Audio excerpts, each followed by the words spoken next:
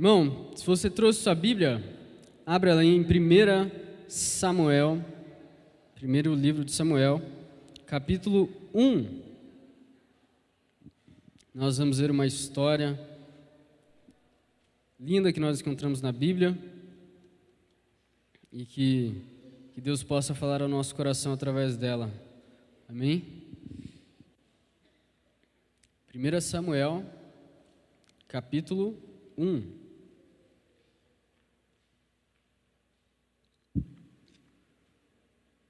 Nós vamos ler a partir do versículo 1. Depois a gente vai parar um pouco e você pode manter sua Bíblia aberta. Primeiro livro de Samuel, capítulo 1, versículo 1. Diz assim: Havia certo homem de Ramataim, Zúfita dos montes de Efraim, chamado Eucana, filho de Jeroão, neto de Eliú e bisneto de Tou, filho de Efraimita, Zuf. Ele tinha duas mulheres, uma se chamava Ana e outra Penina. Penina tinha filhos, Ana, porém, não tinha. Todos os anos este homem subia da sua cidade a Siló para adorar e sacrificar ao Senhor dos Exércitos. Lá, Ofni e Finéias, os dois filhos de Eli, eram sacerdotes. No dia em que Eucana oferecia sacrifícios, dava porções à sua mulher Penina e a todos os filhos e filhas dela. Mas a Ana dava uma porção dupla, porque a amava, apesar de que o Senhor a tinha deixado estéril. E porque o Senhor a tinha deixado estéril, sua rival a provocava continuamente, a fim de irritá-la. Isso acontecia ano após ano. Sempre que Ana subia à casa do Senhor, sua rival a provocava e ela chorava, e não comia. Eucana, seu marido, lhe perguntava: Ana, por que você está chorando? Por que não come? Por que está triste? Será que eu não sou melhor para você do que 10 filhos? Certa vez, terminou de comer e beber em Siló, estando o sacerdote ali sentado numa cadeira junto à entrada do santuário do Senhor, Ana se levantou. Amém? Por enquanto só até essa parte.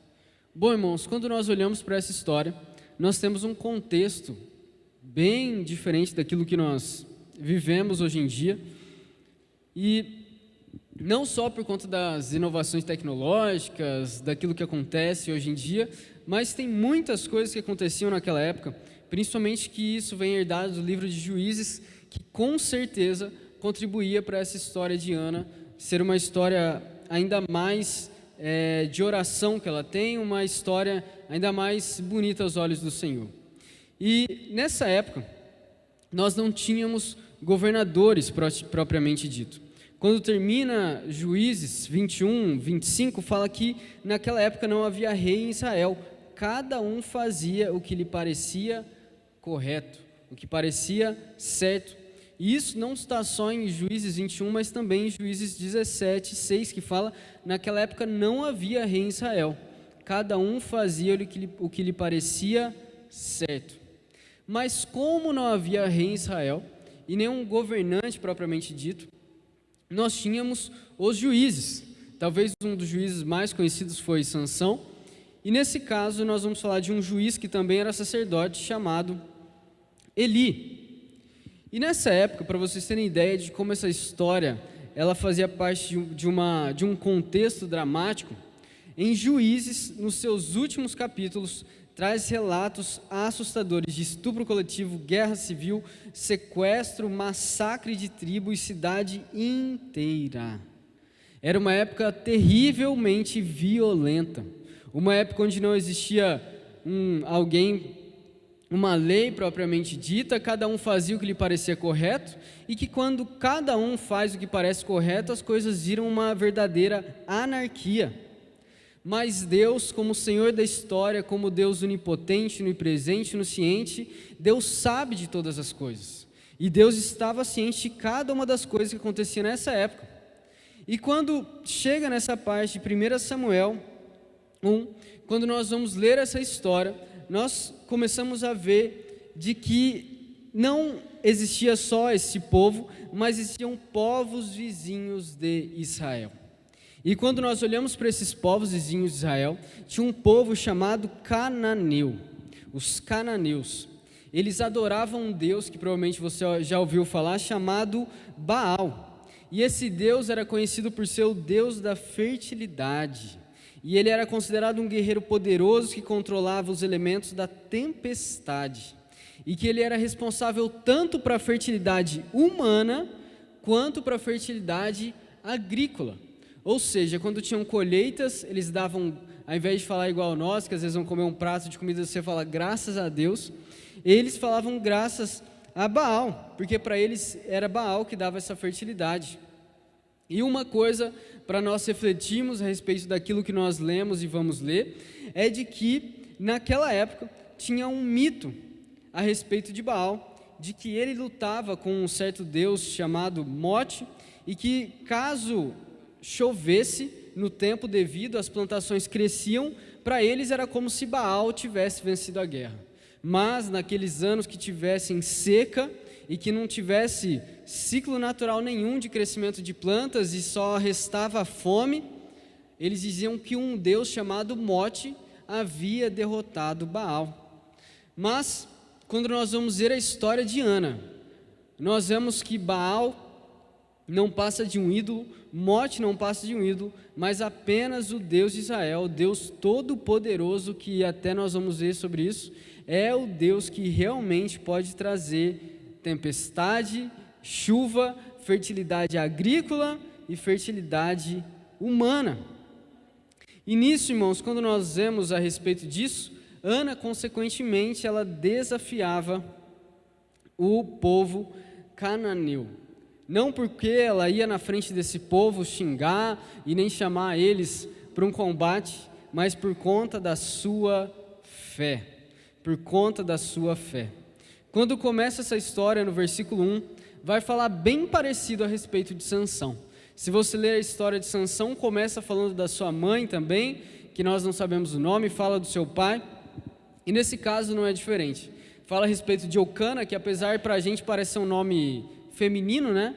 Mas na verdade era um nome masculino, e esse homem, ele tinha então duas mulheres, uma mulher que era fértil, uma mulher que tinha filhos, e uma mulher que não tinha filhos.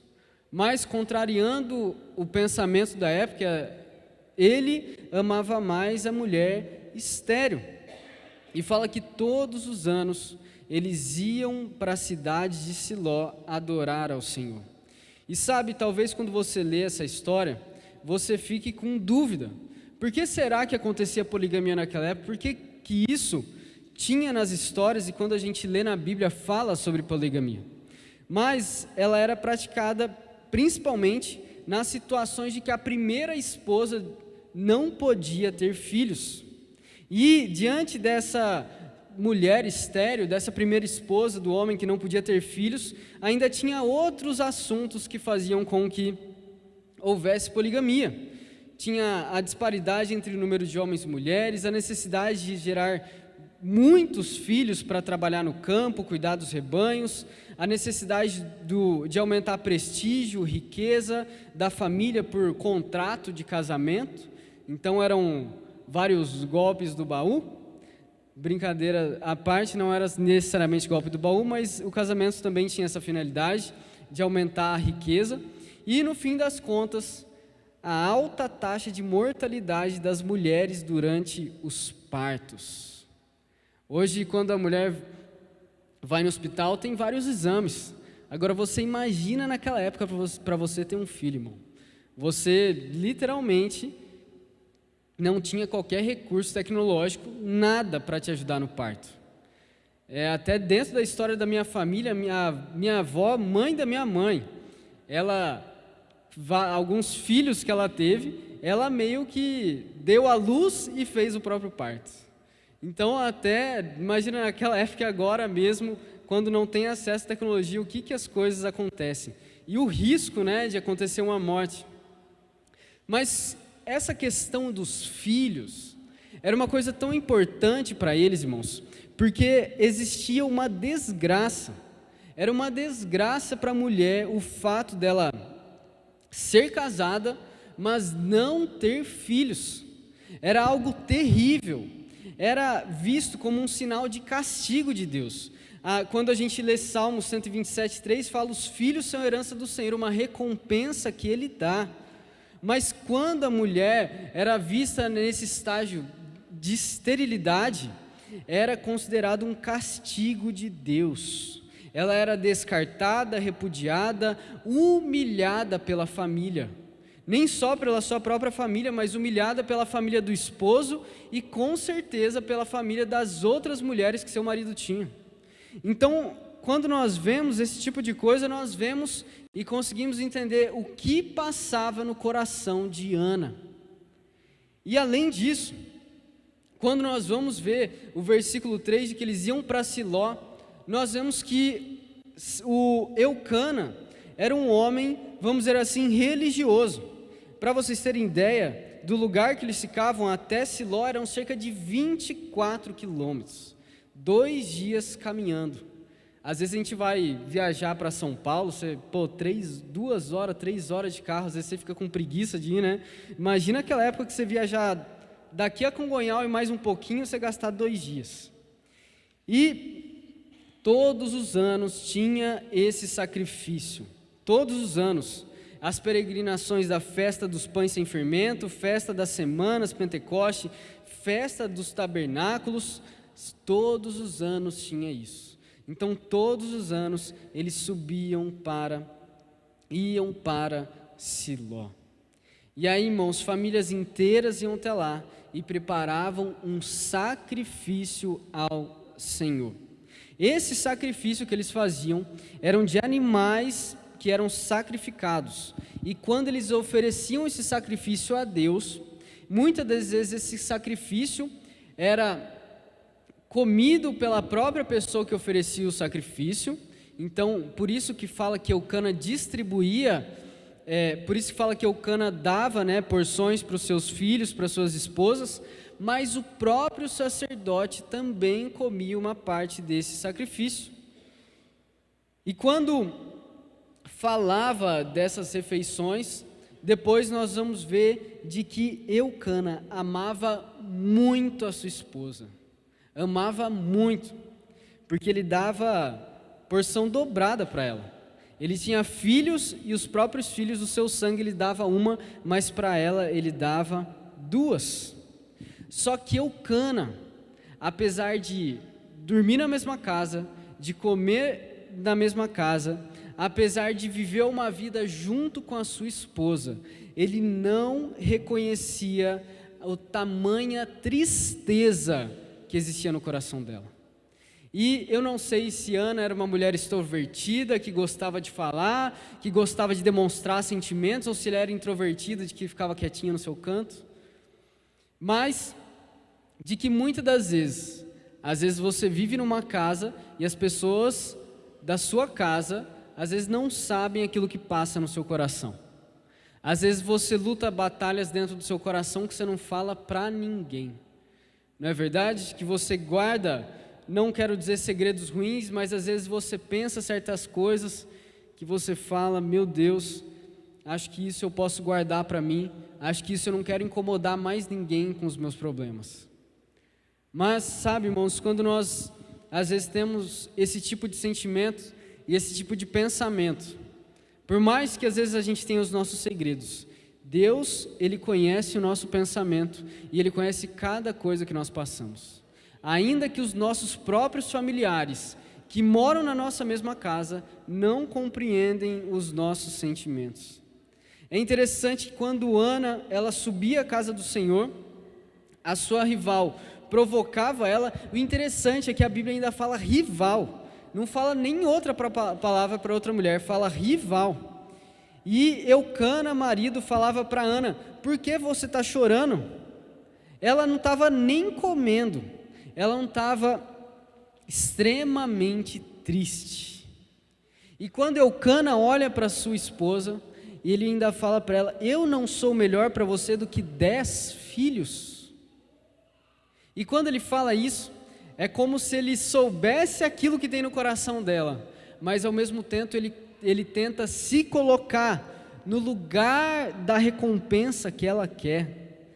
Eucana sabia que no coração de Ana ela estava angustiada, ela estava triste porque ela não tinha filhos, mas ainda assim, ao invés dele, que aparentemente era um homem religioso, que andava, levava sua família para apresentar sacrifício, ele mesmo, ao invés de falar vamos orar, ao invés de falar assim vamos buscar a Deus, porque Deus pode mudar a sua situação e a nossa, ao invés disso, ele mesmo tenta se colocar para que Ana não ficasse tão triste. E o interessante dessa história, irmãos, é que nós temos essa mulher, mas nenhum homem compreende o que passa no coração dela. E eu quero continuar lendo com você a partir do versículo 9.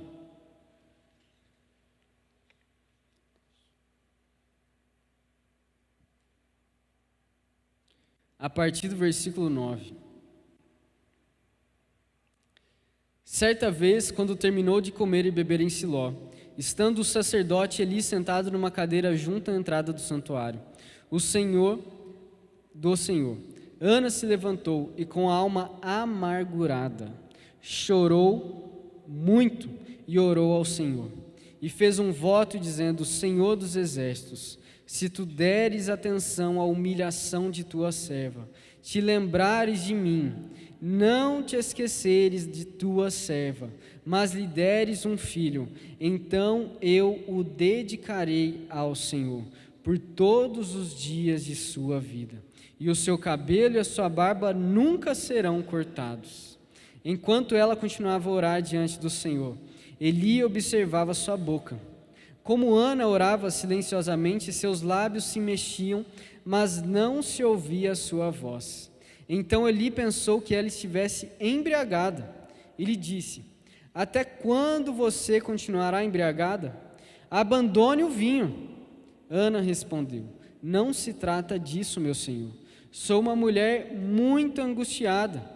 Não bebi vinho nem bebida fermentada. Eu estava derramando minha alma diante do Senhor. Não julgues tua serva uma mulher vadia. Estou orando aqui até agora por causa de minha grande angústia e tristeza. Eli respondeu: Vá em paz, e que o Deus de Israel lhe conceda o que você pediu. Ela disse: Espero que sejas benevolente para com tua serva. Então ela seguiu seu caminho, comeu, e seu rosto já não estava mais abatido. Na manhã seguinte, eles se levantaram e adoraram o Senhor. Então voltaram para casa, em Ramá. Eucana teve relações com a sua mulher Ana, e o Senhor se lembrou dela. Assim, Ana engravidou, e no devido tempo deu à luz um filho, e deu-lhe o nome de Samuel, dizendo: Eu o pedi ao Senhor. Quando nós vamos ver isso a respeito de Ana, é interessante que Eucana acha que ele poderia substituir o sonho da sua esposa, e que até mesmo um sacerdote, quando ele olha essa mulher passando por isso, ele ainda acha que ela está bêbada. Agora você imagine, irmãos, a cabeça de Ana. O seu marido não entende o que ela passa, o sacerdote da parte de Deus a chama de bêbada. E sabe, quando a Bíblia usa essa expressão no versículo 10, em sua profunda angústia, Ana orou ao Senhor chorando amargamente, ou com a alma amargurada, chorou muito e orou ao Senhor. Essa expressão de angústia profunda, sabe o que ela indica? Depressão profunda e angústia emocional. Ana estava como em uma depressão profunda. Não é à toa que no versículo 11 fala humilhação, versículo 16 fala grande angústia e tristeza, versículo 15 fala que ela estava angustiada, ela estava desesperada, extremamente triste, porque ela não tinha filhos, extremamente triste. E quando ela se vê nessa situação, de que ela não tem uma resposta, vamos dizer assim, da medicina, o que a medicina vai fazer por ela?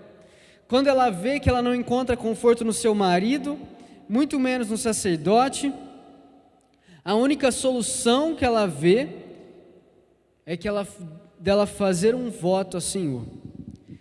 E quando ela se encontra diante do Senhor, ela chama o Senhor dos Exércitos, que é o Senhor Todo-Poderoso, ela chama Deus de soberano.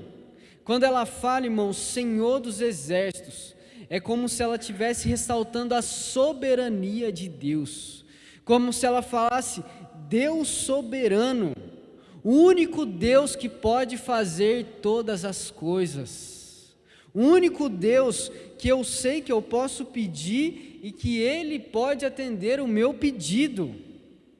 Quando Ana chama o Senhor e ela faz esse voto a Deus, é interessante que ela fala para Deus dar atenção, humilhação e se lembrar dela. É interessante quando a gente vê Deus, irmãos. Deus, Ele é onisciente, Ele sabe de todas as coisas, Deus jamais vai se esquecer de algo.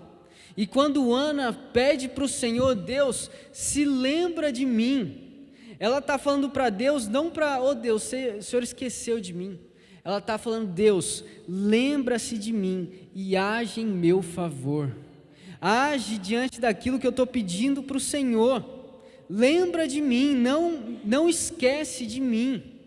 Eu estou pedindo para o Senhor na minha angústia, eu sei que o Senhor pode me atender, lembra de mim, Senhor. Sabe, irmãos, quando eu leio essa oração, eu me lembro tanto de quando Pedro está com Jesus andando sobre as águas e de repente Pedro vai se afogar, e Pedro de repente olhando para Jesus, ele levanta a mão e ele fala, Senhor, salva-me.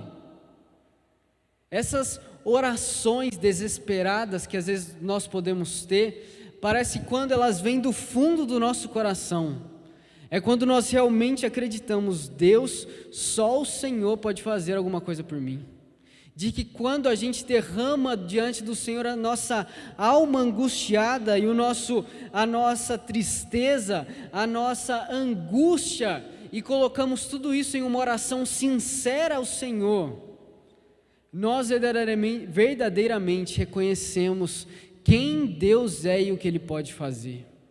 E quando Ana se encontra nessa situação, ela faz esse voto ao Senhor, dedicando ao Senhor o seu filho. Só que era de certa maneira, acontecia esse voto.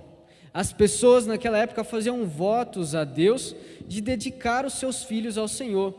Só que essa dedicação ao Senhor, ela era apenas durante um tempo, não era durante todos os dias da sua vida.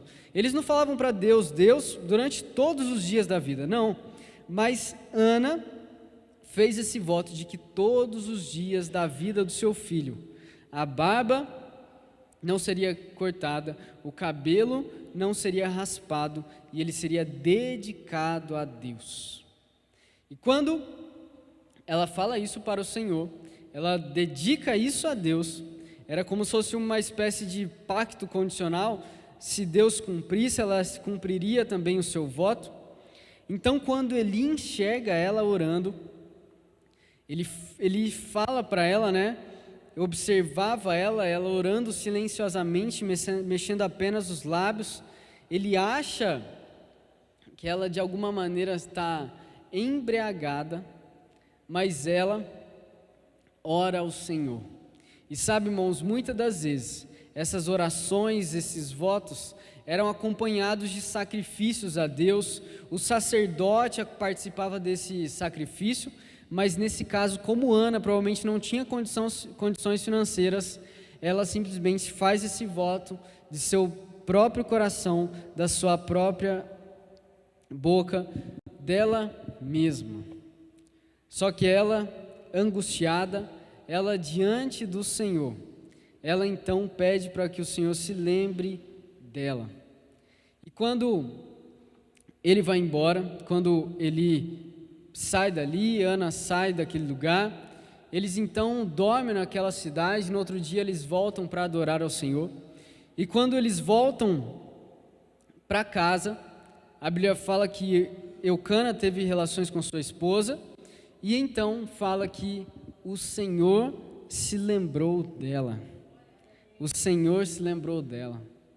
Ela pediu para Deus se lembrar dela, e o Senhor se lembrou da oração de Ana.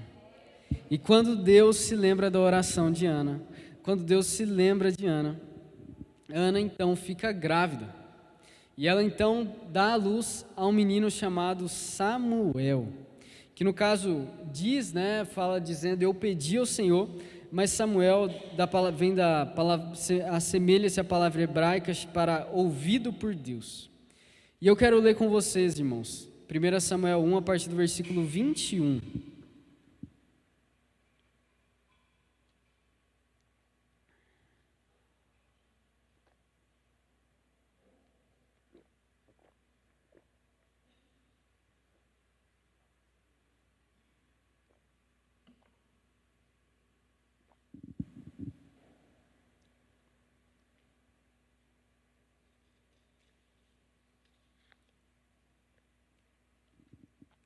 Primeira Samuel 1, 21.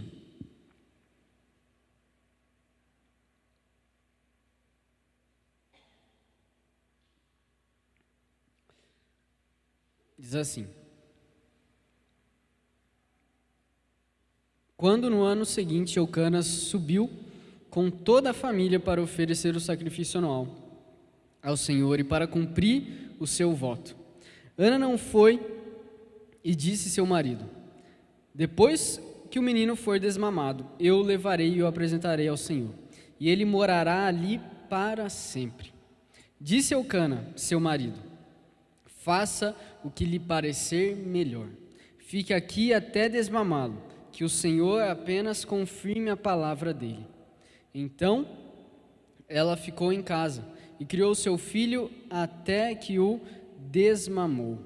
Depois de desmamá-lo, levou o menino ainda pequeno à casa do Senhor em Siló, com um novilho de 3 anos de idade, uma arroba de farinha e uma vasilha de couro cheia de vinho. Eles sacrificaram o novilho e levaram o menino a Eli. E ela lhe disse: meu senhor, juro por tua vida, que eu sou a mulher que esteve aqui a teu lado, orando ao Senhor. Era este menino que eu pedia, e o Senhor concedeu-me o pedido. Por isso agora eu o dedico ao Senhor. Por toda a sua vida será dedicado ao Senhor. E ali adorou ao Senhor. Quando nós vemos essa história, é interessante que Ana foi levar o menino quando ele foi desmamado. Agora, irmãos, a criança geralmente era desmamada entre o 2º e 3º ano de idade. Entre 2 e 3 anos de idade, a criança era desmamada. Agora você imagina, irmão, uma mãe com uma criancinha de 2 anos, levando ela até o sacerdote e entregando na mão do sacerdote. Como esse misto talvez de ela estar feliz com seu filho estar vivo e o Deus ter se lembrado dela, mas talvez falando: poxa, quanta saudade vou ter do meu filho. Mas de que Deus, irmãos, é tão maravilhoso, é tão perfeito, de que Deus usa toda essa situação para abençoar não só Ana, não só Eucana, mas todo o povo de Israel. E eu digo até mais, de até nós mesmos hoje, quando olhamos para o cumprimento do voto de Ana e Deus se lembrando dela, nós vemos um Deus fiel e que os seus planos jamais são frustrados. Quando Ana faz isso, ela leva o seu filho depois de desmamar, 2, 3 aninhos de idade. Meu irmão, às vezes a gente acha que talvez Deus havia se esquecido de Ana. E eu imagino Ana desde criança vivendo na sociedade, percebendo como as coisas deviam acontecer, as mulheres se casando com os homens, tendo filhos, as famílias crescendo. E talvez quando ela se casou, talvez ela estava na esperança: poxa, agora eu vou ter filho. Talvez o sonho dela era casar e provavelmente o sonho dela era ter filho. Só que quando ela se casa, talvez eles tentam e nunca chega nenhum filho, nunca ela está grávida, e de repente essa angústia no seu coração começa a crescer, até o ponto dela estar em uma praticamente depressão profunda com essa tristeza, até que um dia Deus se lembra dela, e só um milagre do Senhor poderia acontecer. Mas quando Deus faz isso, irmãos, Deus esteve no controle de tudo. Caso Ana tivesse tido um filho numa ocasião anterior, ela não o teria colocado no templo de Siló, para lhe crescer e se tornar um homem de Deus, aos olhos do público pronto para a liderança. Se ela já tivesse tido outros filhos, ela não iria chegar diante de Deus: Deus, eu vou consagrar esse meu próximo filho ao Senhor. Não, Ana chegou nesse ponto de dedicar o seu filho todos os dias a Deus, todos os dias, e Deus fez com que essa situação acontecesse. Vocês lembram que eu falei para vocês que em Juízes falava que cada um fazia o que achava melhor? Lembra do contexto das coisas que aconteciam na época dos juízes? E para piorar, os sacerdotes, os filhos de Eli, Ofni e Finéias, eram 2 homens que eles pecavam dentro do templo. Eu falei para vocês que certos sacrifícios, quem oferecia o sacrifício comia, e quem era o sacerdote também comia, e uma parte desse sacrifício ficava para Deus, e esses 2 filhos de Eli comiam a parte que era para Deus. Além disso, eles ainda tinham relações com as mulheres do templo. Então você olha que deterioração moral, não só a sociedade passava, mas dentro do próprio templo do Senhor, dentro do próprio tabernáculo, aconteciam essas coisas. E Deus, sabendo de toda essa corrupção moral, de tudo isso que acontecia em Siló, Deus, Ele nunca fecha os seus olhos para a história. Deus prepara, irmãos, para que Ana, uma mulher estéril, um dia chegasse diante dele e falasse: Senhor, eu dedicarei meu filho por todos os dias. E quem vai ser o próximo sacerdote? Quem vai ser o sacerdote que escolhe Davi? Samuel. A história, irmãos, nunca sai das mãos de Deus. Às vezes nós podemos ver um mundo talvez perdido, com medo da Terceira Guerra Mundial. Será que vai acontecer isso, aquilo? Deus talvez não tem poder contra isso, o que pode acontecer? Mas Deus está no controle, irmãos. Não existe corrupção moral. Deus prepara alguém que vai amá-lo. Eli podia ser o juiz, o sacerdote que tinha os filhos sacerdotes, mas o próprio Eli via essas coisas acontecendo. E sabe o que ele fazia? Nada. Deus depois chama a atenção de Eli, porque ele sabia da corrupção dos seus filhos e não fazia nada. Mas Deus é perfeito, e ainda que até mesmo dentro do templo esteja acontecendo essas coisas, Deus prepara alguém que vai honrar o nome dele.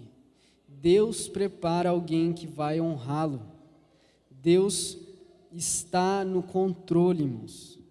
Mesmo quando a comunidade do Senhor se mostra espiritualmente deficiente e sofre com a falta de liderança, Deus, com seu compromisso, Ele traz uma nova liderança. Deus é perfeito, e Ele é perfeito para trazer essa transição em Israel. E sabe, irmãos, quando nós vemos essa passagem, nós vemos o quanto Deus é perfeito, onisciente, onipresente, e de que quando nós oramos para o Senhor, nós oramos a Deus porque Ele pode fazer todas as coisas. Porque Deus tem o poder de fazer e Deus tem a autoridade para fazer. Às vezes talvez algum parente seu falou assim, olha, vai ter feriado agora, dia 1º de maio, eu vou lá te visitar. Mas aí talvez ele fala, pô, aconteceu alguma coisa, aconteceu um imprevisto. Não acontece isso? Às vezes você marca uma coisa com alguém, ou você quer fazer alguma coisa, você fala, poxa, aconteceu um imprevisto, eu não pude ir. E esses imprevistos acontecem na nossa vida, às vezes a gente faz planos para o futuro, e às vezes a gente não consegue concretizar. Mas Deus, irmãos, Ele pode todas as coisas, porque Deus, além de saber tudo o que vai acontecer e ter o controle sobre o tempo, Deus pode fazer todas as coisas. Não existe nada impossível para o Senhor. Nosso Deus é soberano, Ele é compassivo, Deus é paciente, e Ele é perfeito até mesmo nos sofrimentos. Às vezes os sofrimentos da nossa vida, a gente pergunta a Deus por que está acontecendo isso, Deus por que talvez eu seja estéril, mas Deus tem os seus propósitos, Deus tem aquilo que Ele faz. Eu conheço um rapaz, que ele tem uma história tão parecida com a de Samuel, de que a mãe dele teve um problema. Se eu não me engano, ou a mãe ou ele tiveram um problema quando ele foi nascer, e ela fez esse voto ao Senhor, de que ela dedicaria o seu filho ao Senhor, de que o seu filho seria pastor. E aí ela não contou isso nada para ele, não contou. Ele cresceu, foi para a faculdade, foi fazer uma faculdade que não tinha nada a ver com teologia, mas Deus tocou no coração dele, e ele, quando acabou a faculdade, ele foi estudar, foi fazer teologia, e hoje ele é um pastor. E a mãe dele só foi revelar isso para ele muitos anos depois. E tem um pregador também que eu conheço, que ele foi a mesma coisa. A mãe e o pai ficaram numa situação onde que o médico falou assim, olha, ou a mãe continuar viva e a gente precisa abortar o filho, porque se a gente não abortar o filho, os dois vão morrer. E eles acabam falando que não, que eles vão continuar com a criança, e no fim das contas, ela faz o mesmo voto para essa criança, fala que se ela continuasse viva, de que ele seria dedicado ao Senhor como um pastor. E acontece que esse mesmo homem, ele cresce, muda para outra cidade, quer fazer outras coisas que não tem nada a ver com teologia, mas um dia Deus o chama e ele hoje é um baita de um pastor. Então nós vemos, irmãos, de que Deus trabalha de certa maneira que nós às vezes não entendemos, de que Deus tem um pensamento tão acima do nosso, de que Deus tem um conhecimento tão acima do nosso, de que às vezes nós perguntamos para Deus certas coisas, mas que Deus sabe do passado, Deus sabe do presente, Deus sabe do futuro. E de que quando nós vemos essas situações, de que talvez nós não temos saída, nós podemos clamar a um Deus que está vivo e que pode fazer todas as coisas. Um Deus, irmãos, que prepara um sacerdote, prepara Samuel, um Deus que prepara um rei chamado Davi, um Deus que prepara o seu filho Jesus Cristo, descendente de Davi, para vir aqui morrer para nos salvar. E quando nós vemos essa providência maravilhosa de Deus, nós vemos que nós não servimos a um Deus que tem boca, mas não fala, tem olhos, mas não vê, mas nós servimos a um Deus que está vivo, e que a sua palavra sempre vai se cumprir, de que Deus faz tudo aquilo que Ele pode fazer, de que para Deus não existe impossível, e que Deus não mexe só em situações difíceis, mas Deus, nós vemos no Antigo Testamento, Deus trabalhando de uma forma maravilhosa, para que no tempo certo viesse o seu Filho Jesus Cristo. E quando nós vemos essas histórias, talvez você fale, mas cadê Jesus? Mas, meu irmão, Jesus está com Deus, preparando para que Ele viesse à terra, morresse para nos salvar. Deus está provendo salvação. Quando você olhar para o Antigo Testamento, que você possa ter essa mente de que Deus está promovendo salvação e de que ela chegará até nós. Amém? Glória a Deus. E que você, meu irmão, sempre que quando você for orar, que você possa colocar o seu coração diante do Senhor. Às vezes geralmente os homens, né, têm um coração mais duro, mais ríspido. Às vezes a gente não gosta de sentimento, né, não gosta nem de abraço às vezes, mas de que às vezes nós não temos a mente de uma mulher para entender tudo que se passa dentro de um coração. E nós precisamos de sabedoria de Deus para poder compreender as nossas esposas, as nossas filhas, as nossas mães, aquilo que acontece com elas, que nós possamos amar as nossas esposas como Cristo amou a igreja, e que você, mulher, possa ter misericórdia do seu marido, quando ele não tiver esse coração, e orar para que o Deus possa tocar no coração dele. Amém?